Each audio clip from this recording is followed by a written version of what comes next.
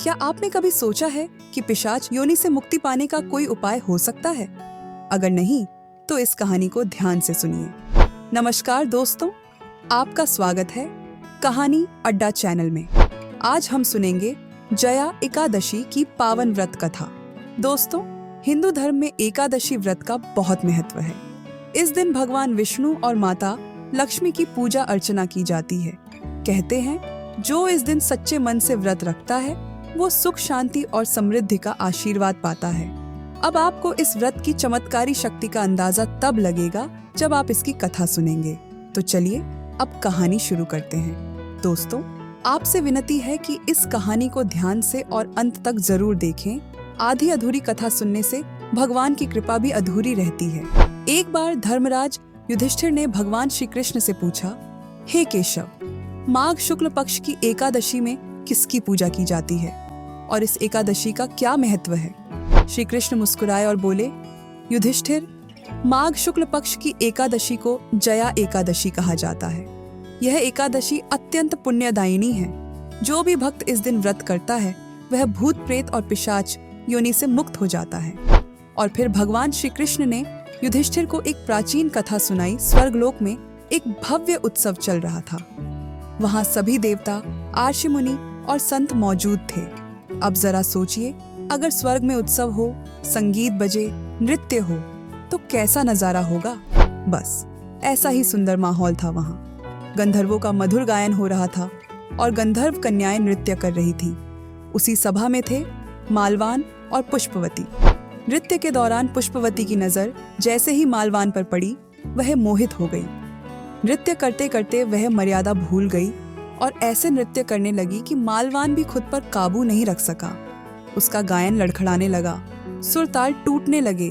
अब आप बताइए, अगर स्वर्ग जैसी पवित्र जगह पर कोई मर्यादा तोड़े तो क्या होगा? तभी इंद्रदेव को क्रोध आ गया। उन्होंने तुरंत कहा, तुम दोनों ने इस दिव्य सभा का अपमान किया है। अब तुम दोनों को पिशाच योनि में जन्म लेना होगा। क्षण भर में ही दोनों गंधर्व कुरूप पिशाच बन गए। अब आप सोचिए, स्वर्ग से गिरकर पिशाच बनना कैसा लगेगा। वे हिमालय के घने जंगलों में रहने लगे, भूख प्यास से तड़पते रहे, कष्ट भोगते रहे। फिर आया माघ शुक्ल पक्ष की एकादशी का दिन। उस दिन वे बहुत दुखी और परेशान थे। उन्होंने पूरा दिन कुछ भी नहीं खाया। रात को बहुत ठंड थी, वे सो भी नहीं सके और रात भर जागते रहे। अब आपको क्या लगता है, अगर कोई अनजाने में ही व्रत कर ले तो क्या उसे फल मिलेगा? जी हाँ, जैसे ही सुबह हुई, चमत्कार हो गया।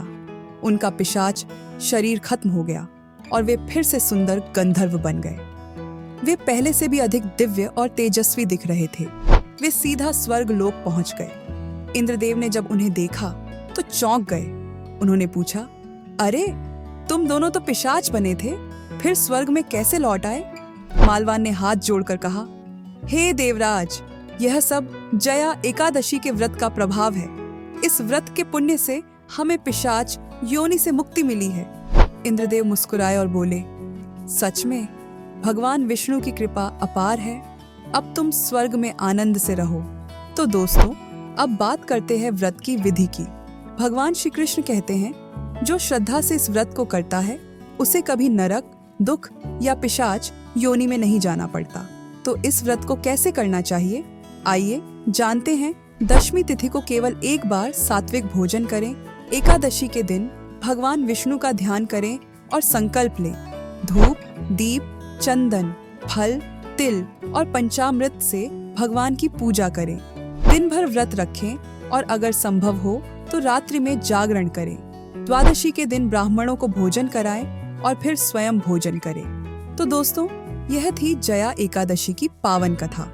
अगर आप बृहस्पति देव के व्रत की कथा, विधि और संपूर्ण नियम जानना चाहते हैं तो दिए गए इस लिंक पर क्लिक करके भगवान बृहस्पति देव की पूरी कथा सुन सकते हैं। और अगर आपने इस वीडियो को यहाँ तक देखा है तो चैनल को सब्सक्राइब जरूर करें।